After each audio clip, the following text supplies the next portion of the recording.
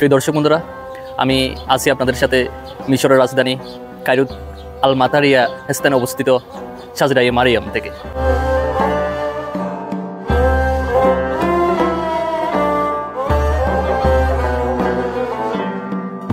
এখন আমার সাথে আছেন আল আজহার ইউনিভার্সিটির শিক্ষার্থী মোহাম্মদ বাইজিদ। আমরা ওনার থেকে জেনে নিব এই স্থানের ইতিহাস ও ঐতিহ্য। আসসালামু আলাইকুম রহমতুল্লাহ। প্রিয় দর্শক শ্রোতা, স্বাগত জানাচ্ছি ইতিহাস, ঐতিহ্য, সভ্যতা ও সালতানাতের রাজধানী মিশরের কায়রো শহর থেকে। প্রিয় দর্শক, আজকে আমরা আপনাদেরকে নিয়ে এসেছি মিশরের একটি ঐতিহাসিক স্থান আল মাতারিয়া অঞ্চলে অবস্থিত সাজরায়ে মারিয়াম। এই গাছটির সংক্ষিপ্ত ইতিহাস যদি আমরা জানতে চাই, তাহলে আমাদেরকে আজ থেকে প্রায় দুই তিন হাজার বছর পূর্বে চলে যেতে হবে।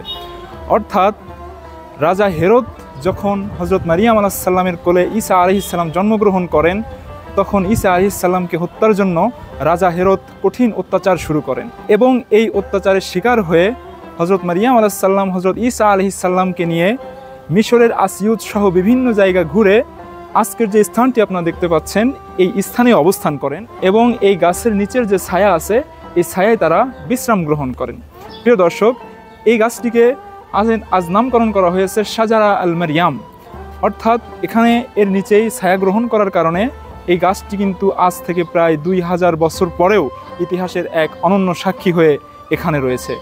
প্রিয় দর্শক, আসুন আমরা গাছের সামনে একটি কূপ রয়েছে, যে কূপে হজরত মারিয়াম আলাইহিস সালাম এবং হজরত ঈসা আলাইহিস সালাম পানি পান করেছিলেন এবং কাপড় ধৌত করেছিলেন, সেই কূপ দেখে আসি।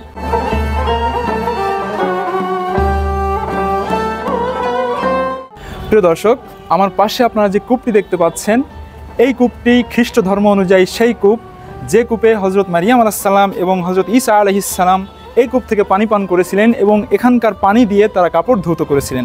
আপনারা কূপের পানি দেখতে পাচ্ছেন, যদিও হাজার হাজার বছর পূর্বের প্রাচীন একটি কূপ, এখানকার পানি স্বচ্ছ নাই, এখানকার পানি খুবই ময়লাযুক্ত, যেহেতু এটা খুব প্রাচীন একটি কূপ ছিল।